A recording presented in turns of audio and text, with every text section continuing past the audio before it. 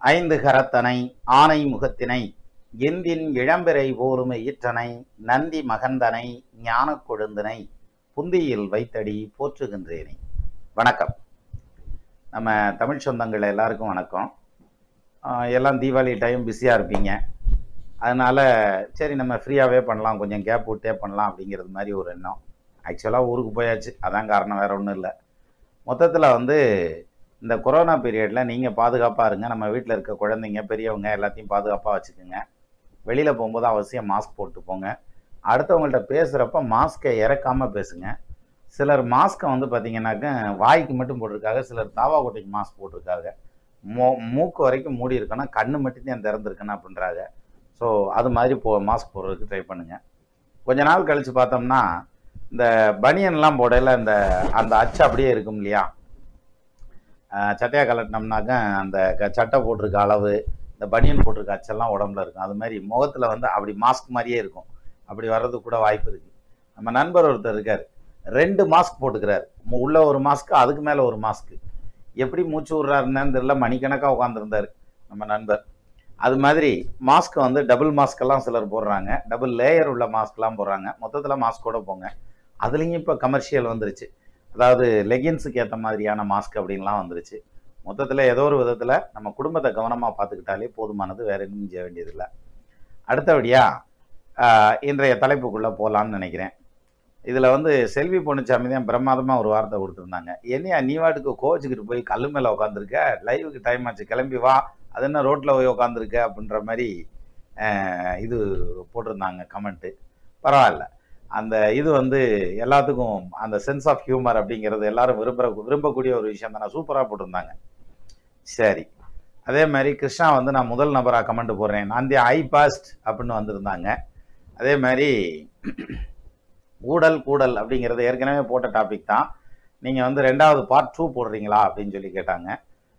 முன்னால் போட்டிருந்தது என்ன போட்டோம்னு எனக்கு ஞாபகம் இல்லை. பட் இருந்தாலும் அதுக்கப்புறம் தான் கீழே தோற்றவர் ஊடலில் தோற்றவர் வென்றார் அப்படின்ற மாதிரியான கமெண்ட்லாம் வந்திருந்தது. கரெக்டு தான்.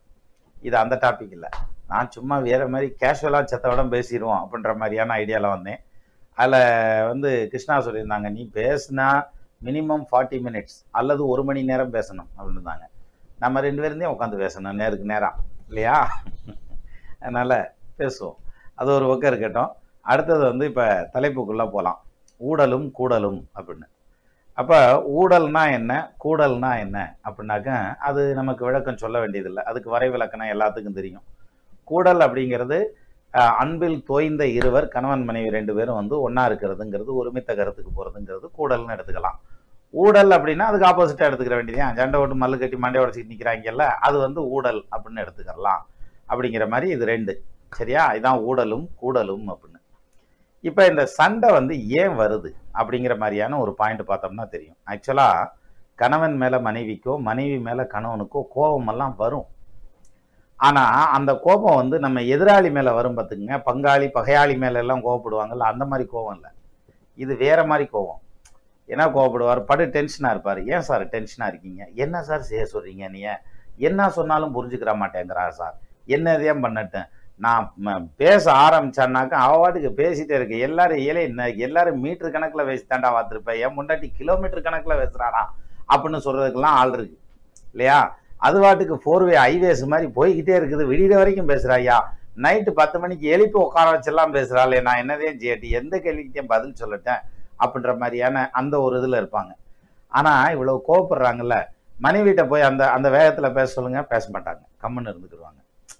அதாவது என்னத்துக்கு நம்ம பேசிக்கிட்டு வாயை கொடுத்துக்கிட்டு வம்பு இழுத்துக்கிட்டு தேவையில்லாமல் என்னத்தையே வந்துட்டு போகிறான் விட்டுரு அப்படின்ற மாதிரியான அமைப்பில் அப்படி சைலண்ட்டாக போயிடுவாங்க. ஆனால் வெளியில் புலம்புறப்ப பார்த்தீங்கன்னா பெருசாக சொல்லுவாங்க. இது ஒரு செக்மெண்ட்டு. மனைவி மேலே கணவனுக்கு கோபம் வர்றது இப்படி, கணவன் மேலே மனைவிக்கு கோபம் வர்றது அப்படின்றது பார்த்தீங்கன்னாக்க, நான் என்ன சொன்னேன், இந்த ஆள் கேனத்தனமாக இப்படி பண்ணிட்டு வந்திருக்கேன் பாரு, அது என்னதான் இவங்க குடும்பமே இப்படி தேப்பா, விவரம் இல்லாமல் தேர்ப்பாங்க. ஒன்று சொன்னோம்னா ஒன்று வாங்கிட்டு வருவாங்க, கையை என்ன கண்ணுக்குட்டியை பிடித்தோம்னா கட்டுத்தரையை பிடிச்சிக்கிட்டு நிற்பாங்க அப்படின்ற மாதிரியான அந்த ஒரு பாயிண்ட்ல சிலர் இப்படி இருப்பாங்க. இந்த ஊடலும் கூடலும் வர்றதெல்லாம் பார்த்தீங்கன்னா ரொம்ப விசேஷமாக இருக்கும். எப்படி வரும்? ஒன்றும் இல்லை, இப்போ இந்த தீபாவளி நெருங்கி வந்துருச்சு, கிட்ட வந்துருச்சா. இப்போ பாருங்க, எல்லா இடத்துலையும் ஆஃபர். ஒரு சட்டை வாங்கினால் இன்னொரு சட்டை ஃப்ரீ. சரி, ஒரு இந்த ஒரு சாமான் வாங்கினா இன்னொரு சாமான் பிரி அப்படின்ற மாதிரி நிறைய கொடுக்குறாங்க.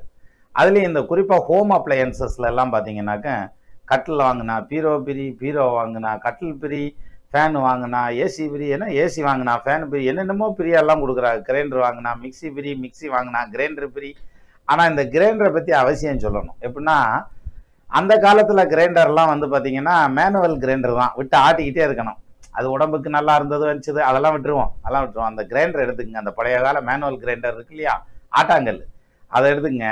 அப்போ கல் வந்து அப்படியே கருங்கல்லாம் அப்படியே கிடக்கும், அது அசையவே அசையாது. மாமியார் மாதிரி மேலே இருக்க குழவி இருக்கு இல்லையா, அது மருமக மாதிரி அப்படி சுற்றி சுற்றி சுற்றி சுற்றி வரும். எத்தனை சுற்றுனாலும் இந்த மாமியாரை அசைக்க முடியாது, அப்படி இருக்கும். இப்போ என்ன போச்சு, குழவி அப்படியே அதே இடத்துல செயினை போட்டு மாட்டிடுறாங்க, ஒரே இடத்துல நின்றுக்கிறது. இந்த கல் இருக்கே அது சுத்த ஆரம்பிச்சிருது. இப்போ மருமகள் நின்ன இடத்துலயே நிற்கிறா, மாமியார் வந்து மருமகளை சுற்றி சுற்றி வர்ற மாதிரியான சூழ்நிலை ஆகி போச்சு அப்படின்றது சிம்பாலிக்காக சொல்கிறாங்க. இதில் இந்த ஹோம் அப்ளையன்சஸில் மெயினாக சொல்லலை, இந்த கிரைண்டர் வாங்கலை என்ன சொல்லுவாங்க, ஏதாவது சாப்பாடு லேட் ஆச்சுன்னு வைங்களேன், ஏப்பா சாப்பாடு லேட் ஆச்சு, நான் தான் சொன்னேன்ல அந்த கிரைண்டர் வேண்டாம் எனக்கு வேறு கிரைண்டர் வாங்கி கொடுன்னு, மாவாட்டி வச்சுருப்பேன்ல, இப்போ நீ அவசரத்துக்கு கிளம்பல 2 தோசையை ஊற்றி கொடுத்து அனுப்பிச்சிடுவேன்ல அப்படின்னா நமக்கே யோசனை வரும். ஓ அப்படித்தானோ, நம்மதையும் கொஞ்சங்க கேர்லெஸ்ஸாக விட்டுட்டோமோ அப்படின்ற மாதிரியான எண்ணமெல்லாம் வரும். ஒரு சிலர் வந்து நான் என்ன வச்சுக்கிட்டாடி இல்லைன்றேன், வரட்டும் பணம் வரட்டும், தீபாவளி போனஸ்ன்னு வரட்டும் வாங்குவோமே அப்படின்னாக்க அதை எய்ம் பண்ணி தான் அவன் ஆஃபர்லாம் போடுறான்.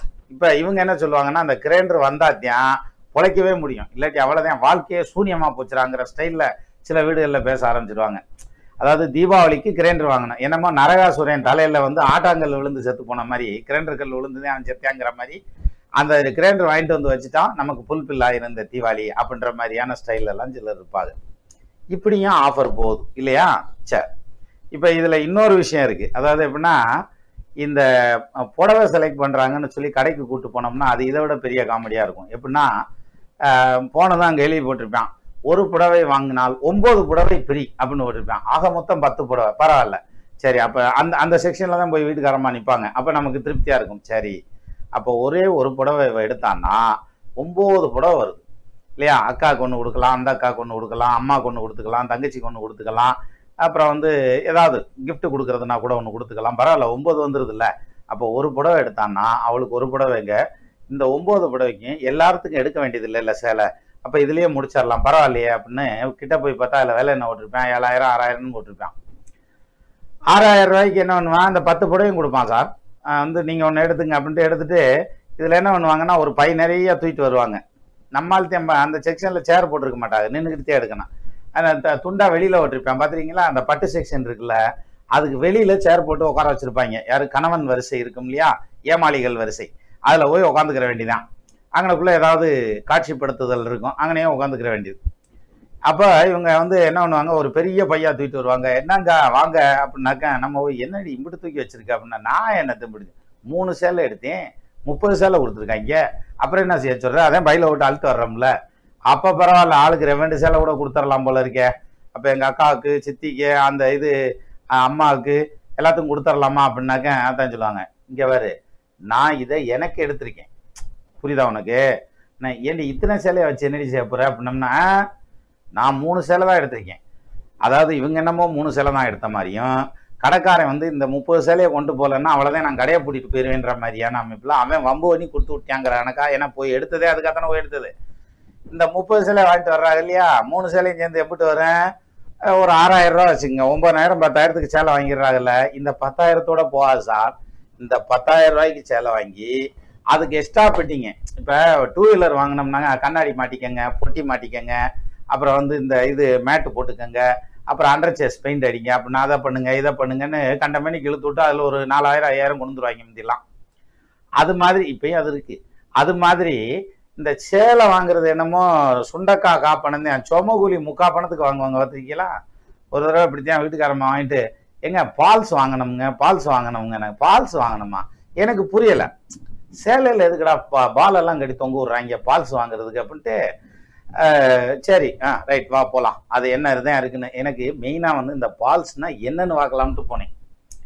அப்போ அங்கே போனது என்ன பண்ணேன், ஜேல செக்ஷன் போனால் அந்த ரெடிமேட் செக்ஷன் போங்க, அங்கே போங்க, அந்த கவுண்டருக்கு போங்க, இந்த எனக்கு ஆர்வம் அதிகமாகிடுச்சு. இது என்ன கிடையாது, எனக்கு அதுவும் கேட்கல. நம்ம கேட்டோம்னா நம்ம விவரம் தெரியாதாலா போயிடுவோம்ல, அதனால கேட்காமலே தெரிஞ்சுக்கிடுவோமே, பார்த்து தெரிஞ்சுக்கிடுவோமே அப்படின்ட்டு போனான்.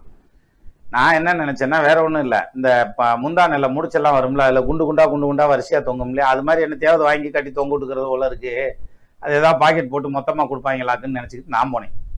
அங்கே போனதான் ஒரு அந்த கவுண்டரில் அவர் கீழே உட்காந்துருந்தாரு. இங்கே போனது என்னம்மா வேணும், பால்ஸ் என்ன அப்படின்னா, பால்ஸ் இந்த மேலே இருக்கு எடுத்துங்க. அங்கே ஒரு ட்ரேயில் என்ன பண்ணியிருக்காங்க, சும்மா அப்படி துணி பாக்கெட் போட்டு அடுக்கி வச்சிருக்காரு. துணி தான் சார் அது. அதை எடுத்து பார்த்துக்கிட்டு இருந்தாப்புல. எனக்கு ஒன்றும் புரியலை. நான் கேட்டேன், இது என்னது, இதுதான் பால்ஸு. நான் என்ன நினச்சிட்டேன், BALLS பால்ஸ். அவங்க என்ன பண்ணிட்டாங்க, FAL இல்லையா, அந்த ஃபாலுக்கு வந்துட்டாங்க. ஃபால்னா கீழே இருக்கிறது, அந்த சேலைக்கு கரை மாதிரி உள்ளுக்குள்ளே கொடுக்குறது போல இருக்கு சார். அதை ஃபால்ஸ்ன்னு சொல்கிறதுக்கு பால்ஸ் அப்படின்னதுனால எனக்கு அந்த பால்ஸில் புரியலை. போய் வேடிக்கை பார்த்தோம்னா நமக்கு அப்பத்தையும் தெரியுது. அதுக்கப்புறம் தான் முதல்ல அதை எடுத்து, அதுக்கப்புறம் அந்த என்ன சொல்லுவாங்க, மூஞ்சியில் பூசுறதுக்கு 30 வகை இருக்குது. புடவையே 30 எடுத்தா அதை எத்தனை வகையில் எடுக்கிறது? அப்புறம் அதுக்கேற்ற மாதிரியான வளையல் எடுத்து போட்டு எடுத்து அதை எடுத்து இதை எடுத்து சேலை எடுக்கிறதுக்கு 2 நாள்த்தையும் ஆகும். அதுக்கு எக்ஸ்ட்ரா ஃபிட்டிங் மாட்டுறதுக்கு ஒரு 3-4 வாட்டி கடை வீதிக்கு போகணும். பார்த்துருக்கீங்களா? அப்போ ஒரு வழியாக எங்கிட்ட போட்டு இழுத்து போய் இந்த இதை வாங்கினோம்னா, நான் எனக்கே எடுத்திருக்கேன் சார். எல்லார் வீட்லேயும் அப்படி பீரோ மட்டும் திறந்து பாருங்க. டெய்லியும் ஒரு சேலை கட்டினாங்கன்னா 1 மாதத்துக்கு திருப்பி கட்டின சேலை வராது. அவ்வளவு சேலை வச்சுருப்பாங்க. எல்லார் வீட்லேயும் வச்சுருப்பாங்க சார். எல்லார் வீட்லேயும் அவ்வளோ சேலை இருக்கும். ஆனாலும் என்ன சொல்லுவாங்க, அது திறந்து என்னம்மா இம்பிட்டு படம் இருக்குன்னு கேட்டு மட்டும் பாருங்க. என்ன செய்யறது, இதெல்லாம் பழசா போச்சு, இதெல்லாம் மடித்து வச்சுருந்தோம்ல, அதில் கிழிஞ்சு வச்சு, அல்லது இதுக்கெல்லாம் ஜாக்கெட் இல்லை, இதுக்கு அது இல்லை, இதுக்கு சட்டை இல்லை, இதுக்கு பொட்டு இல்லை, இதுக்கு வளையல் இல்லை, இதெல்லாம் சும்மா இருக்குது.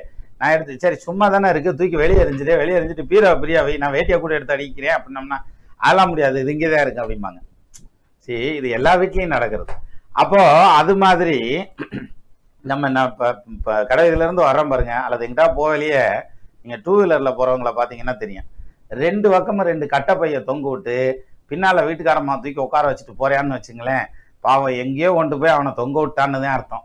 எது ஜவுளி கடையிலையோ அல்லது ஏதாவது ஒரு கடையிலையோ அல்லது ஹோம் அப்ளையன்சஸ்லையோ எங்கேயோ கொண்டு போய் தொங்க விட்டாங்கன்னு அர்த்தம். சரி, இதெல்லாம் இது வாங்கணுமா, இது தேவையில்லை. சிலர் அந்த ஃபார்முலா ஃபாலோ பண்ணுவாங்க. எப்படி தெரியுமா, அது இந்த கல்யாணம் ஆன புதுசில் வீட்டுக்காரம்மா பர்ச்சேஸுக்கு போவாங்க, கூடவே போவாங்க. பார்த்திருக்கீங்களா, இடது பக்கமே நிற்பாங்க. பொண்ணுக்கு இடம் கொடுக்கக்கூடாதுங்கிறது அதனால தான். பொண்ணை எப்பயுமே இடது பக்கம் நிறுத்தி சொன்னீங்கன்னா கேட்க மாட்டாங்க சார். வலது பக்கம் நிறுத்திட்டேன்னு சொல்லணும், பொண்ணுக்கு இடது பக்கம் நம்ம நிற்கணும்ல. அப்போது கூடயே போவாங்க. அந்த அம்மா அதை எடுப்பாங்க. இது என்னத்துக்கு, இதே அக்கா அன்னைக்கு வாங்கி வச்சிருக்குல்ல, வீட்டில் இருக்க எடுத்துக்கலாம் சரின்ட்டு இதை வச்சுருவாங்க. இன்னொன்று போய் அதை எடுப்பாங்க. அது டெக்கரேஷன் ஐட்டம்ல, வீட்டுக்கு தேவையான ஐட்டம். ஒரு இடிக்கிற கல் கூட எடுக்கிறாங்கன்னு வச்சுக்கோங்களேன். இந்த கல் தான் இருக்குதுல்ல, அக்கா ஒன்று வாங்கி வச்சிருக்குல்ல, அந்த அக்கா கல்லை பார்த்துட்டு அது பிடிக்காமத்தான் அது பல்லும் பகடு இல்லாமல் அது குத்தி எல்லாம் தெரிச்சு வச்சிருக்கேன். அதில் போய் என்னத்து குத்திக்கிட்டு நம்ம தனியாக வாங்கிக்கலாம்னு தான் இந்த அம்மா எடுக்குது. இவர் நம்மளுக்கு அவ்வளோ விவரம் தெரியாது. என்ன சொல்லுவான், அதே என்னத்துக்கு, அதே அக்காட்ட இருக்குல்ல, அதை எடுத்துக்கிற வேண்டியதானே, இந்த அம்மா வச்சிருக்குல்ல அதை வாங்கிக்கிற வேண்டியதானே அப்படின்னோம்னா எல்லாம் எங்களுக்கு தெரியும் அப்படின்னு டபக்குன்னு தூக்கி போட்டுருவாங்க. அப்புறம் அடுத்த போய் எடுத்தா, இது என்னத்துக்கு இவ்வளவு காஸ்ட்லியாக வாங்குறது, இதெல்லாம் அந்த கல்யாணம் ஆன ஆரம்பத்தில் கொஞ்சம் நாளைக்கு நம்ம ஆளுங்க கைடு பண்ணி ட்ரை பண்ணுவாங்க அங்கிட்டு இங்கிட்டு திருப்புறதுக்கு. அதாவது இந்த ஸ்டேரிங்கை வண்டியில் உட்காந்துருப்பான், அவன் தான் டிரைவர்னு நினச்சிக்கிட்டு ஸ்டேரிங்கை பிடிச்சி உட்காந்துருப்பான். இந்த அம்மா இதை போய் எடுத்ததான் இல்லை வேணாம் அப்படின்னு அப்படி ஒரு திருப்பு, இதை போய் எடுத்தேன் வேணாம் அப்படின்னு இங்கிட்டு ஒரு திருப்பு, இப்படிமா திருப்பி ஓடிக்கிட்டு இருப்பாங்கல்ல. கொஞ்ச நாள் கழிச்சு அந்த கீழே இருக்க ராடு கலண்டு போயிடும். அதாவது இவன் சுற்றிக்கிட்டே தான் இருப்பான், அது திரும்பி போயிட்டே இருக்கும். இவர் ரைட்டில் திருப்பினா அது லெஃப்டில் போகும், லெஃப்டில் திருப்பினா ரைட்டில் போகும், நேராக விட்டோம்னா சைடில் போகும். ஆக நம்ம பேசுறதுக்கு அந்த இடத்துல மரியாதை இல்லை அப்படிங்கிறது கொஞ்ச நாள் கழிச்சு தெரிய வரும். அந்த ஸ்டேஜில் தான் நம்மளால் என்ன பண்ணுவான், அந்த கூட்டத்தில் என்னால் நிற்க முடியாது, நீ போய் உள்ளே போய் எடுத்துட்டு வா, நான் கவுண்டருக்கு பக்கத்துலேயே நிற்கிறேன், நீ பில் கொடுக்கல சொல்லு, நான் கொடுத்துக்கிறேன்ற மாதிரி நின்றுக்குருவாங்க வெளியில். இப்போ அந்த சிரமம் உங்களுக்கு என்னத்துக்கு சிரமம், வீண் சிரமம். அந்த கார்டை மட்டும் கொடுத்துட்டு போங்க, நான் வாங்கிட்டு வந்துடுறேன், நீங்கள் எங்கே உட்காந்துருக்கீங்கன்னு சொல்லுங்கள், அந்த பக்கத்தில் கோயில் இருக்குல்ல, அங்கே போய் திண்ணல உட்காந்துருங்க, நான் வந்துடுறேன் அப்படின்ட்டுருவாங்க. சிம்பிளாக போய் அங்கே உட்காந்துக்கிறது. சரியா? அந்த செட்டப்பில் இப்படி போகுது. இப்போ இந்த இடத்துல இது எதுக்குப்பா, இது வேணாம்ப்பா, அது எதுக்குப்பா, அது வேணாம்ப்பா அப்படின்னு சொன்னோம்னா கோவம் வந்துடும். கோவம் வந்துச்சுன்னு வச்சுங்களேன், அதுக்கப்புறம் எதுவுமே வாங்க மாட்டாங்க சார். அப்படி கிண்ணுன்னு ஏறி உட்காந்தது மந்திரிச்சு தாயத்து கட்டின மாதிரி அப்படி மனநிலை சரியில்லாதவன் உட்காந்துருப்பான் பார்த்தீங்களா, அதே மாதிரி 2 வீலரில் உட்காந்துருப்பாங்க. அப்படியே இந்த 2 வீலரில் ஒரு பைப்பை வச்சு கட்டி அதில் இந்த அம்மா வச்சு சுற்றி விட்ட மாதிரி அப்படி கிண்ணுன்னு உட்காந்துருப்பாங்க. பார்த்துருக்கீங்களா? வீட்டுக்கு வரையில அப்படி நிமிந்தாப்புலேயே வர்றாங்க அப்படின்னா சரி, அங்கே என்னமோ ஸ்பார்க் ஆகிருக்கு அப்படின்னு அர்த்தம். நம்ம இதில் நம்ம 2 வீலரில் போகிறோம் இல்லை பஸ்ஸில் வரோம்னா பார்த்தோம்னாலே தெரியும். தோல் மேல கையை வச்சு இப்படி குனிஞ்சுக்கிட்டு போனாங்கன்னு இவங்க ஏதோ சொல்லிட்டு போறாங்க, அது வாங்கியிருக்கலாம்ங்க, இது நல்லா இருந்துச்சுங்க, அதை விட அது நல்லா இருந்ததுங்க அப்படின்ட்டு வருவாங்க. அப்ப ரைட்டு, நம்மால் வந்து பாவம் கொஞ்சம் இழைச்சி போய்த்தான் வர்றான், அந்த அம்மா பிரியத்துக்கு வாங்கி கொடுத்துட்டேன். ஆனா வாங்கிட்டு அதுக்கும் நம்மளதான் குறை சொல்லுவாங்க. என்ன சொல்லுவாங்கன்னா, இந்த கண்ணாடி வளையல் சரியில்லைங்க, இந்த இந்த வளையல் வந்து சரியில்லை, அது என்ன கவரிங் வளையல் சரியில்லை, இன்னும் கொஞ்ச நேரம் பார்த்து எடுத்துருந்துருக்கேன்னா, நீங்க வெளியில நிக்கிறீங்கன்னு தான் நான் வந்துட்டேன் அப்படிம்பாங்க. இவன் மத்தியானத்துல இருந்து நின்றுக்கிட்டு இருப்பான், நைட்டு 8 மணிக்கு வரையில இந்த வார்த்தை வரும். எது, நான் வந்து நீங்க வெயிட் பண்றீங்கன்ட்டு தான் சத்தம் போடுவீங்கன்னு நான் வந்துட்டேன். நம்மால் சத்தம் போடுறது இல்லைங்கிற முடிவுக்கு புத்தர் மனோநிலைக்கு எப்போவோ வந்திருப்பான். கல்யாணம் ஆகி 2 வருஷம் ஆச்சுனாலே வந்துருவாங்க அந்த இடத்துக்கு. இளம் புத்தர் அப்புறம் பெரிய புத்தர் ரேஞ்சுக்கு வந்து சேர்ந்துருவோம் ஒரு வழியா. சரி, இதை விட இன்னொரு பெரிய சிக்கல் என்ன தெரியுங்களா, இந்த கடை வீதிக்கு தீபாவளிக்கு சாமான் வாங்க போறப்ப அது இன்னமும் சிக்கலா இருக்கும். எப்படி தெரியுமா, நீங்க ஜாமானுக்கு எழுதி கொடுப்பாங்க, லிஸ்ட்லாம் எழுதி கொடுத்துருவாங்க. லிஸ்ட் எழுதிக்கிட்டு போறதை விட லிஸ்ட்டை தூக்கி பின்னால உட்கார வச்சுட்டு போயிடுறது நல்லது. ஏன்னா இறக்கி கொண்டு போய் அங்கே விட்டோம்னா அவன் கடைக்காரன் குழம்பிடுவான், நமக்கு அந்த டென்ஷன் இல்லை, டிரைவர் வேலை மட்டும் ஒழுங்கா பார்த்தா போதும். அதை விட்டுட்டு இவங்க என்ன பண்ணுவாங்கன்னா, நம்மால் பெரிய வீரன் மாதிரி, சரி என்னத்துக்கு வீட்டுக்காரமா ஆளையே விட்டுக்கிட்டு நம்மளே போய் வாங்கிட்டு வந்துடுவோம் பூரத்தையும் அப்படின்னு சொல்லிட்டு இவங்க எடுத்து கிளம்பி போவாங்க. கிளம்பி போனதுக்கு அப்புறம் தான் தெரியும் இவர் இங்க வீட்டில இருந்து கடைக்கு போறதுக்குள்ள 10 வாட்டி ஃபோன் வரும். நம்ம என்ன நிப்பாட்டியா பேச முடியும், நம்ம பாட்டுக்கு விருன்னு போயிடுவேன். சிலரெல்லாம் வந்து அவன் பாட்டுக்கு பிறப்பிட்டான்னாக்கும் வெள்ளில இருந்து அம்பு கிளம்புன மாதிரி போய் அந்த கடம்னாலதான் விழுவான். அது மாதிரி போய் அங்க இறங்கி இந்த போன் எடுத்து பார்த்தோம்னா 10 கால் மிஸ்டு கால் இருக்கும். அப்புறம் போன் பண்ணி, என்னம்மா அப்படின்னா, இந்த சாமானை இப்படி வாங்குங்க, அந்த சாமானை அப்படி வாங்குங்க, அதை இப்படி சொல்லுங்க, இந்த மிளகாவத்தல் குண்டு மிளகாவத்தல் வாங்கணும், ரொம்ப குண்டா இருக்கக்கூடாது, உருட்டா இருக்க, நல்லா கவனிங்க, குண்டு மிளகாவத்தல் வாங்கணும், ஆனா ரொம்ப குண்டா இருக்கக்கூடாது, அதுல காரம் கம்மியா இருக்கும், அதுக்கு தான் அதுக்கு இந்த மாதிரி இருக்குதுல்ல, இவன் நீல மிளகாவத்தல் வாங்கிட்டு போனாலே மிச்ச காரத்தை அதை சேர்த்துக்கிறோம்ல, அது மாதிரி. அப்போ பருப்பு போன தடவை வாங்கிட்டு வந்தீங்களா, என்ன பருப்பா வாங்கிட்டு வந்தீங்க, என்னமே இவன் தான் பருப்பு செஞ்சு கொண்டு போய் கொடுத்த மாதிரி பருப்பா வாங்கிட்டு வந்த, 10 விசில் விட்டேயா, அது இன்னும் 10 விசில் விட்டி பருப்பு தனியா தண்ணி தனியா இருக்கு, அது வாட்டுக்கு தனித்தனியா உட்காந்துட்டு இருக்கு. அப்போ நீ பருப்பு வந்து நல்ல பருப்பு வாங்கிட்டு வா அப்படின்னா நம்ம என்ன சொல்லுவோம், என்கிட்ட போய் இந்தியா போன தடவை கொடுத்த பருப்பு சரி இல்லையாமியா, அது வேக மாட்டேங்குதான், இன்னும் கொஞ்சம் நல்ல பருப்பா கொடுப்பா அப்படின்னம்னா அவன் என்ன சொல்லுவான், இல்லைன்னு அக்காவை தண்ணியில ஊற வச்சு அப்புறமேல குக்கர்ல தூக்கி வைக்க சொல்லுங்க அப்படின்னுவான். ஓ இதுதான் டெக்னாலஜியா, நம்மளால சரி சரின்னு கேட்டுக்கிட்டு அதே பருப்போட வந்து சேர்ந்துருவான்.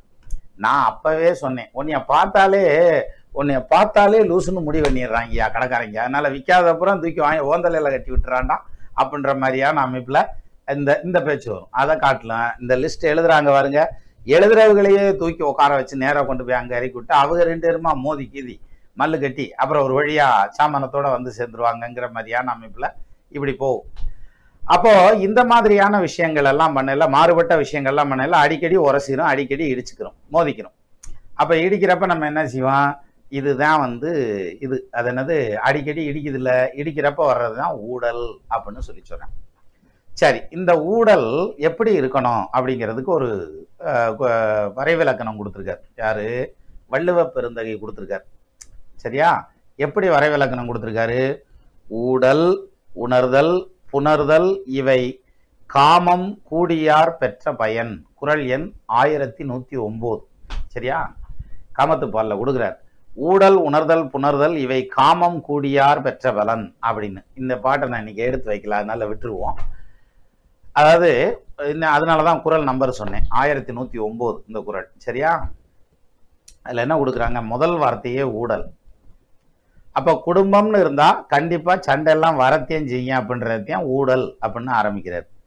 உணர்தல் புணர்தல், இப்ப இந்த 3 வார்த்தையை கவனிங்க. முதல்ல கருத்து வேறுபாடு வருது, பஞ்சாயத்து வருது, சரி, அது வந்து ஊடல்.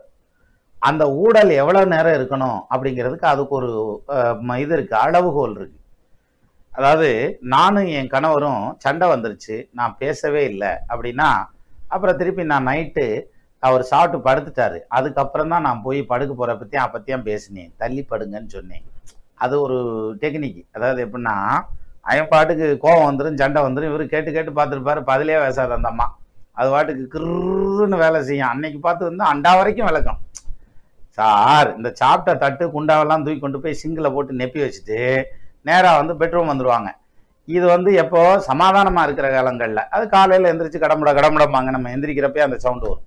சரி, இதே இது சண்டை போட்டாங்கன்னு வச்சுங்களேன், இந்த பாத்திரமெல்லாம் துலக்கி, அந்த அந்த இந்த அடுப்பு கிடுப்பெல்லாம் துலக்கி, அந்த அடுப்பு வச்சிருக்க டேபிள் எல்லாம் துலக்கி, அப்புறம் அண்டா கிண்டாலாம் குண்டாவெல்லாம் எடுத்து வச்சு துலக்கி பார்த்தீங்கன்னா அது விளைக்கிட்டே இருப்பாங்க. சிந்து பாத்து கதை மாதிரி விளைக்கிட்டே இருப்பாங்க, சவுண்டு கேட்டுக்கிட்டே இருக்கேன். நம்மால் பார்ப்பேன், சரி ரைட், இன்னி கிட்ட பேசி ஒன்றும் வேலைக்கு ஆகாது, கம்முன்னு வடு தூங்கிட வேண்டியதான் அப்படின்ட்டு கம்முன்னு தூங்கிடுவார். தூங்கினதுக்கப்புறம் இந்த அம்மா எட்டி பார்ப்பாங்க, ரைட் தூங்கிட்டான். அப்போ எல்லாத்தையும் எடுத்து போட்டு கையை எல்லாம் கழுவிட்டு அப்புறம் வந்து உட்காந்தாங்கன்னாக்க என்ன சொல்லுவாங்க, ஏற்கனவே கோவத்தில் தானே இருக்காங்க, டக்குன்னு ஒரு தலானி எடுத்து போட்டு தனியாக கீழே படுக்க வேண்டியதானே. என்ன பண்ணுவாங்க தெரியுமா, கிட்ட உட்காந்துட்டு தள்ளிப்படுங்க அப்படின்னாக்கா அவன் தூங்கியிருப்பான், அவன் நெசமாலுமே தூங்கியிருப்பான். தள்ளிப்படுன்னா அவனை எழுப்பிட்டாச்சு இல்லையா. இந்த அம்மா படுத்தது இதுக்கு தூக்கம் வந்துடும், அவருக்கு தூக்கம் வராது. ஏன்னா இடையில தூங்குறவனை எழுப்பிட்டா எப்படி தூங்குவான். அப்போ ஆட்டோமேட்டிக்காக அந்த இடத்துல ஒரு சமாதானம் வரும். அது வந்து உணர்தல். அதாவது இந்த ஊடல் இருக்கே, ஒருத்தருக்கு ஒருத்தர் பேசாமல் இருக்கோம் இல்லையா, அது வந்து நைட்டு வந்து அந்த ஒரு 9, 10 மணி 11 மணி வரைக்கும் இருக்கும் அப்படின்ற மாதிரியான. சிலருடைய ஊடல் மறுநாள் காலையில் தான் தீரும். சிலருடைய ஊடல்லாம் பார்த்துருக்கீங்களா, நான் என் பொண்டாட்டிகிட்ட பேசி 10 வருஷம் ஆச்சு அப்படிமா. இவன் பொண்டாட்டி கட்டுனா என்ன கட்டாட்டி என்ன, சரியா, ஐம்பட்டுக்கு சும்மா சாமியார் மாதிரியே சுற்றிருக்கலாமே. இதில் இன்னும் சிலர் இருக்காங்க, வித்தியாசமான தம்பதியர். அதாவது வீட்டுக்காரர் வந்து காலையில் எழுந்திரிச்சேன் டேபிளில் எழுதி வச்சுட்டு போயிடுவார், பேப்பரில் இன்னது வேணும் அப்படின்னு எழுதி வச்சுட்டு போயிடுவார். அந்த அம்மா அதை பாட்டு சமைச்சு வச்சுருவாங்க, அவ்வளோதான். மற்றபடி அது நல்லா இருக்குது நல்லா இல்லை என்னமும் கிடையாது. சார் வாழ்க்கை ஒரே ஒரு முறை, அதை வாழலாம்ல. அதாவது நம்மளும் சந்தோஷமாக இருந்து அவங்களையும் சந்தோஷமாக வச்சுருந்து சுற்றியில் இருக்கிறவங்களையும் சிரிக்க வச்சு சந்தோஷமாக இருந்து அப்படி சந்தோஷமாக வாழ்க்கை அனுபவிச்சுட்டு போயிடலாம்ல. அப்படி அனுபவிக்கிறது இல்லை.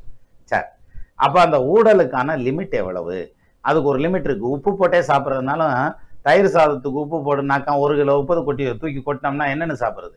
அது மாதிரி அதாவது மிகினும் குறையினும் நோய் செய்யும் அப்படின்றாங்க. இந்த ஊடலாக இருந்தாலும் இது அளவுக்கு மீறி போச்சுன்னா அது பிரச்சனையில் போய் நிற்கும்.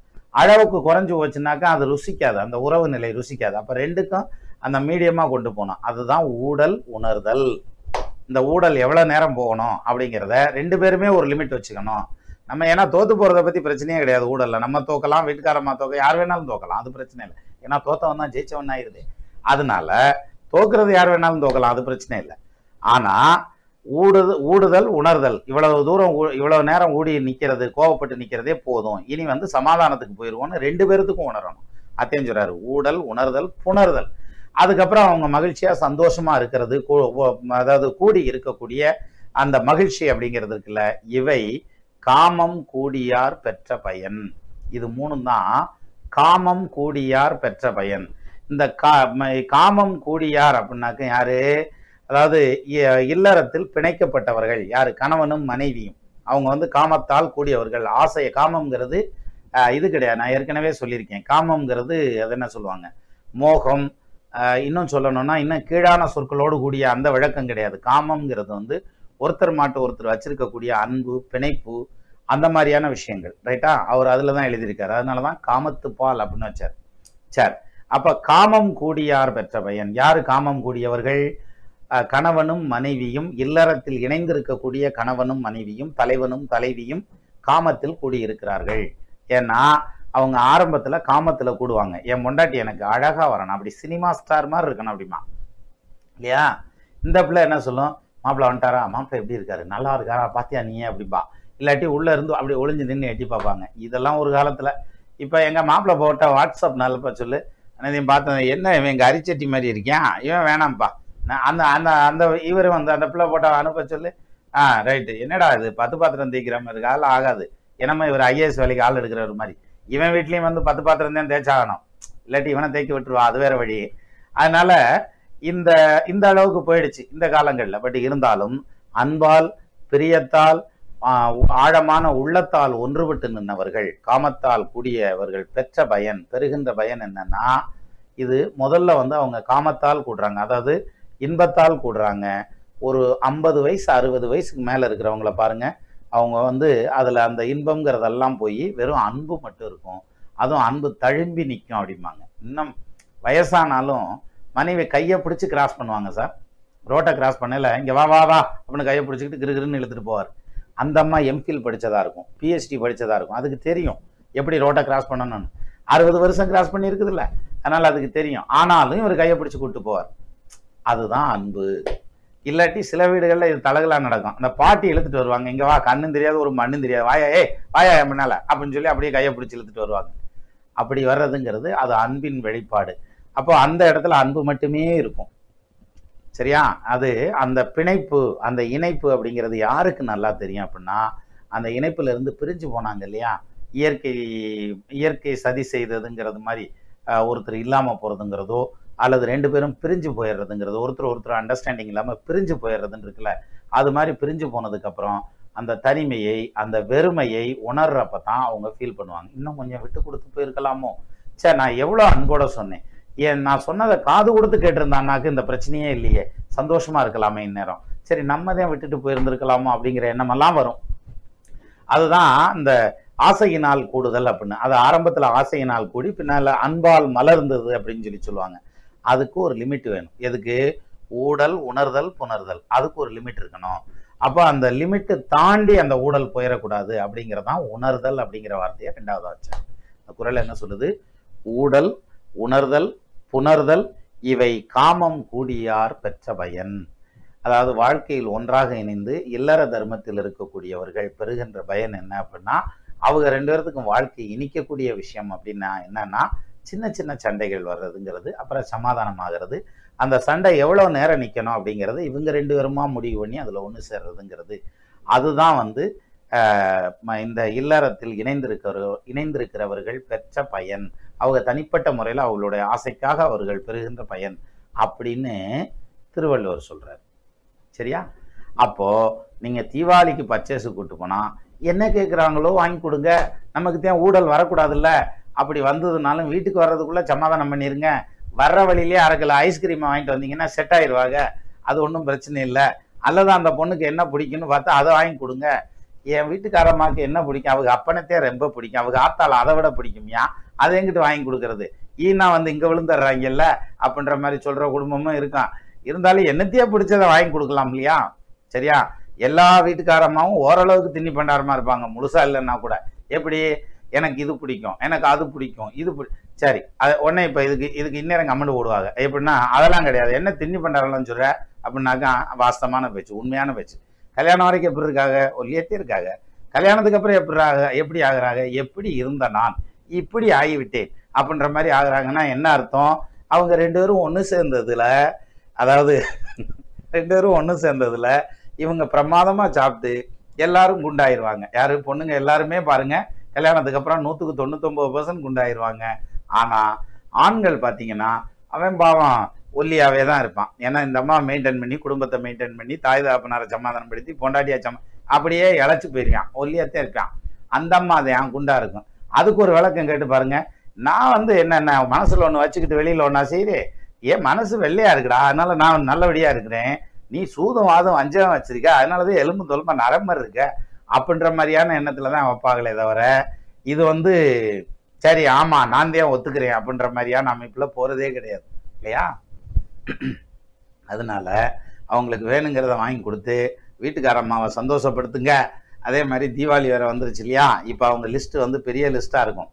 இன்னும் வரட்டும், தீபாவளி வரட்டும், அதுல நிறைய வித்த காமிப்பாங்க, அதையும் பேசுவோம், அதுக்கும் டைம் இருக்கும்ல. ரைட். இப்போ எவ்வளோ நேரம் கொண்டு போயிருக்கோம்? வந்துட்டோம்ல, இந்த அரை மணி நேரம் வந்துட்டோம்ல, அதுவும் ஒரு 2 நிமிஷம் முன்னால் க்ளோஸ் பண்ணியிருக்கலாம். எனிவே நிறையா கமெண்ட் போட்டிருக்கீங்க. பல கோணங்களில் சிந்திக்க இயலாத மனிதர்கள் எத்தனையோ, உங்களுக்கோ பல கோணங்களில் சிந்தித்து திறன்பட பேசும் திறமை ஐயா. யார் இது? மாரிமுத்து அப்புவா? அதெல்லாம் ஒன்றும் இல்லை சார். அதாவது நண்பர்கள் எல்லாம் வாங்குற மாத்து இருக்கு இல்லையா, அதெல்லாம் உட்காந்து டிஸ்கஸ் பண்ணுவோம் இல்லையா, அப்போ கிரியேட் பண்ணிக்கிறதா, அப்போ யோசிக்கிறதுல வர்றதுதான், வேற என்னது. எனிவே மொத்தத்தில் அரை மணி நேரம் ஓடிடுச்சு. நான் டயத்தை இழுத்துட்டு போக விரும்பலை. மீண்டும் நாளைக்கு சந்திப்போமா நம்ம? அதாவது செவ்வாய், ஆமாம் நாளைக்கு புதன்கிழமை தானே, நாளைக்கு சந்திக்கலாம். மீண்டும் நாளை நமது சிடிசி தமிழ் நேரலையில் நமது நண்பர்களை சந்திக்கும் வரை உங்களிடமிருந்து விடைபெறுகிறேன். நமது நேயர்கள் ஆள்போல் தழைதழைத்து, அருகது போல் வேரூன்றி, மூங்கில் போல் கிளைகிழைத்து, முதியாமல் வாழ்ந்திருக்க வாழ்கவென வாழ்த்தி அமைகிறேன். வணக்கம்.